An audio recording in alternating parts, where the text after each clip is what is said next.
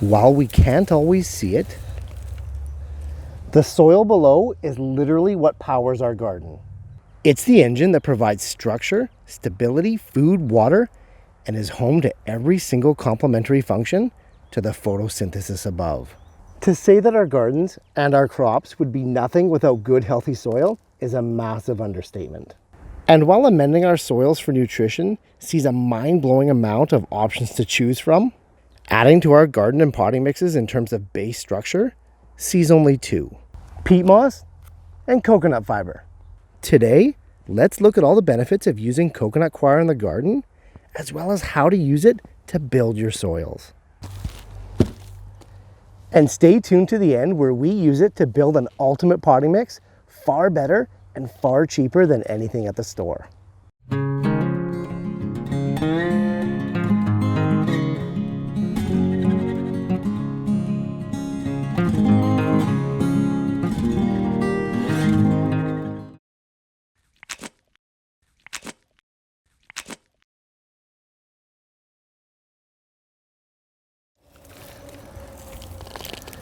The most active soils in our garden, particularly topsoils, potting soils, and seeding soils, all have specific properties to function properly. They're light, loose, airy, drain well, but are particularly good at holding moisture, pH balanced, and have a relatively high cation exchange capacity, which is simply the soil's ability to grab and hold onto nutrients. The addition of rehydrated coconut fiber to a substrate mix does all of these things. And as a bonus, it does all of this as a byproduct of agriculture, not as an extracted resource from sensitive ecosystems like peat moss. Like the name implies, coconut fiber, or coir, comes from the fibrous husk of a ripe coconut. In years past, the coconuts would be stripped of that outer husk, packed for shipping or sale, with everything else discarded. But it was quickly found out that when shredded, both coarsely and fine, that the husk had amazing soil-like properties. And thus, a new industry was born.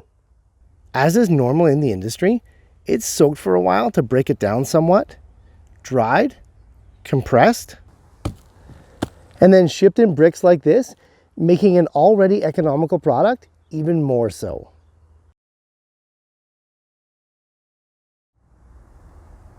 Like we mentioned, coconut fiber is very light, holds moisture but drains relatively well, and is pretty much pH neutral. This makes it a perfect additive for soil, both to incorporate into the topsoil of your garden or raised beds, as well as to make killer potting mixes. Coconut coir prep is simple as simple can be. Let me show you how. Literally, you just add water. When you add water to a coconut fiber brick, almost instantly it starts to absorb it. And when it does, it swells up to many times its dry state size.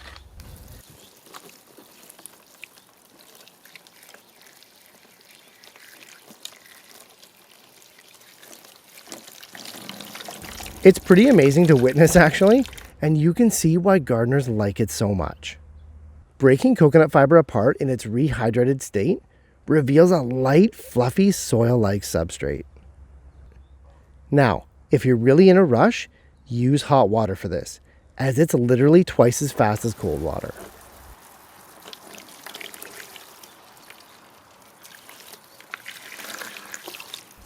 I use about 4 liters of water per 1 pound of coconut brick, but you can always add more if it's too dry, or strain off the excess if you added too much. Once the coconut fibers cool down, it's ready for use. Now, some people do wash it at this time, as coconut coir in the past used to come with a high salt content. But I've never had a problem with salt using this stuff in all the brands that I've tried over the years, leading me to believe that the stuff that's sold now for horticultural purposes has already been washed. Incorporate the rehydrated coconut coir directly into your topsoils, potting soils, or even seeding mixes. Now, do note there's no inherent nutrition in coconut coir, so wherever you apply it, nutrient levels may be diluted depending on how much you proportionally put in. But really, that's okay, because its function is structure, not fertilizing. Mix some coconut fiber with tough compacted clay or sandy soils for near instant results. On that same note, heavy or cheaper potting soils can really benefit from a 20 to 30% ratio of coconut fiber, immediately changing their properties and the growing potential. But the real advantage and next level unlock for coconut coir is to use it to make your own soil blends. Use 50-50 with straight compost, add in about 10% more in the way of clean sand, and you have a fantastic homebrew potting mix for a fraction of the cost, especially if you're using your own compost. Use this mix on your peppers, tomatoes, peas, zucchinis, onions, garlic, cucumbers, beets, lettuce. Literally anything you can grow can benefit from this as a potting or topsoil. I never really store this mix for more than a week or two, but if I do, I simply put it in a tote with a lid or in a plastic sealed bag to hold in the moisture. This is great and will most certainly be better than any commercial mixes that you have available. But can we take it a step further? Can we make an ultimate potting soil mixture using coconut fiber, compost, and some readily available, inexpensive amendments? You bet we can. Roll the music and I'll show you how. No matter what soil I'm making, and regardless of the growing goal at hand, my base mix is always the same. 50-50 compost and coconut fiber with an additional 10% in clean sand for added structure and drainage. For longer to germinate seeds and slower growing seedlings, I stop right there for a seeding mix. But for quick sprouters and growers, say like tomatoes and lettuce, I'll add in about 5 to 10% alfalfa meal, just for a little boost, but nothing more. Topsoils and potting soils, however, are a different story. Here is where I supercharge most of my mixes and is why I can get away with so little additional fertilizing throughout the growing season.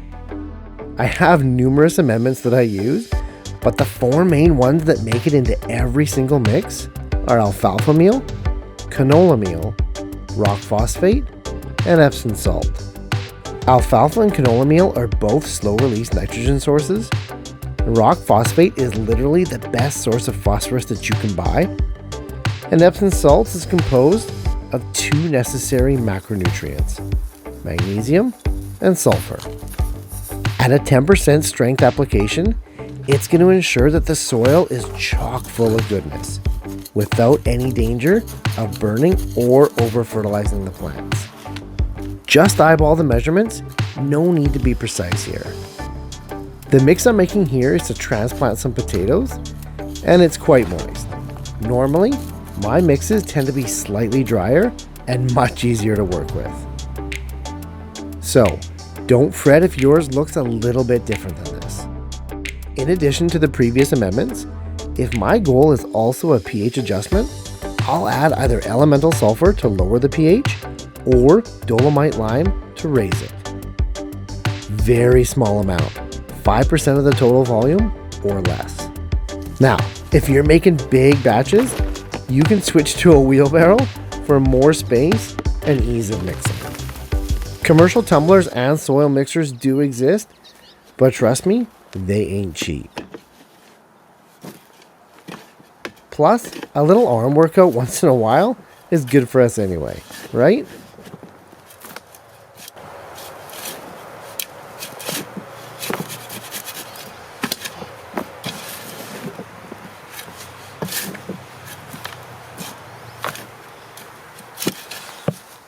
Coconut coir is an amazing byproduct of an industry that could just as easy throw it away.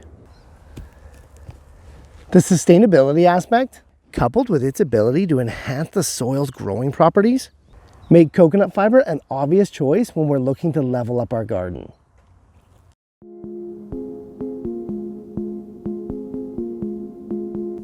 Hey, thanks so much for watching, guys. I appreciate the support more than you know.